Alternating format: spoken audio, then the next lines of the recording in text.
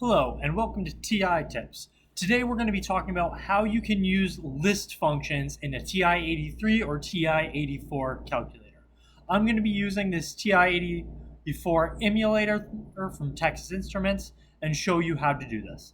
So lists are really just places where we're going to store data in the calculator, and it's going to allow us to do a lot of plots, graphs, statistical analysis. So let's jump into it. First thing we need to do is have data we're going to enter. So over here on the right, you'll see I have some heights and some weights for data. And now I want to go enter it into my lists. To do that, I'm going to go to the Stat button on our calculator. So it'll be about in the middle, pretty high up. So you'll click Stat. Once you do that, it's going to be Options. We need to edit lists. So we're actually just going to select Edit. So I'm going to hit Enter or type 1. Now we have this giant grid with L1, L2, L3, L4, and so on. These represent our lists. Now we just need to type in our data. Now your calculator for most applications is going to default to list 1 or list 2 if it's a 2-variable data set. But you don't have to enter in there, and you can change them later. I am going to use L1 and L2 for simplicity here. So you just need to type in the values for it. So list 1, I'm going to make those all my height values. So the first value is going to be 6'1", and then I'm going to continue typing in the rest of my values on this list.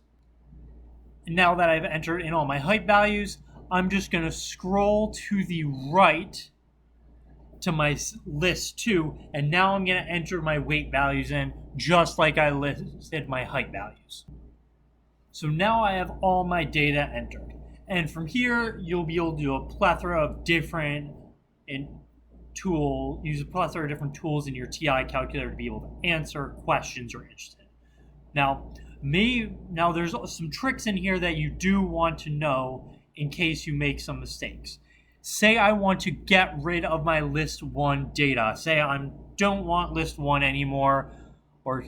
So what you can do, instead of clearing out each individual entry, what you can do is you can scroll up to list 1 and hit the clear button, then enter.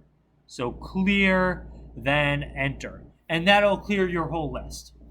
Now, one common mistake people will often make when they do this, instead of hitting clear, they might hit the delete button. So if I have my list data here, now I'm going to accidentally hit delete instead of that clear button. I still have my list 1 highlighted up here, but now I'm going to hit delete. And then you'll say, uh-oh, I got rid of the entire column. There's no list 1 as an option now. That's fine. You don't need to panic. We can re-enter list 1 so it's an option. Because you're going to want to keep these lists there, especially because our calculators are going to default to using them.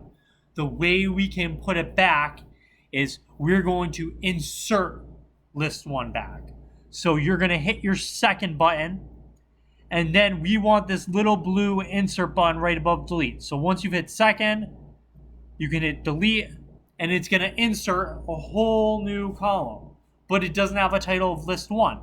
So if we want to get list 1 back there, what we're going to do is, again, hit second, and we want this blue value down here that says list 1. So now that second's highlighted, I'm going to click 1 because that'll get us the list 1. So name is list 1. I'm going to hit enter, and my list 1's back, and it actually retained those values from before. So you can recover that information. Now, the one other trick I want to show you with lists is what happens if you want to transform your data. And this is a very common thing you'll do in statistics if you want to try to linearize your data, or maybe it's just something as simple as unit conversion. So these weights here were given in pounds, but maybe I want to convert pounds to, say, grams.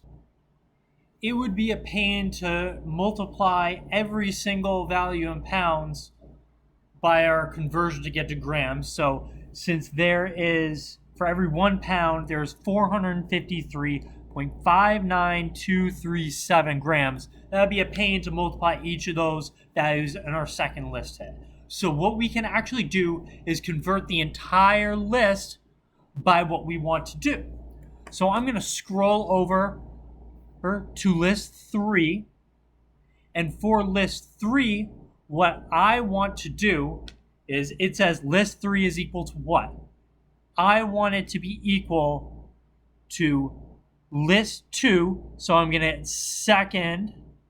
Then I'm going to select list 2 at the bottom. So the blue value above the 2. So I'm going to hit 2.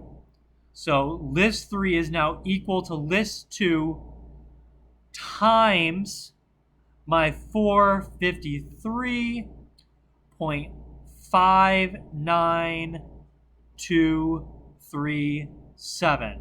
So now it's defining list 3 to be list 2 times this conversion value.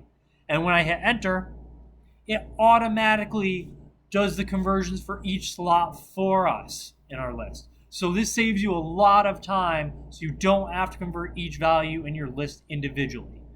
Now, this is just scratching the surface, but I hope these introductory tips to using lists in your calculator will help. So thank you and come again.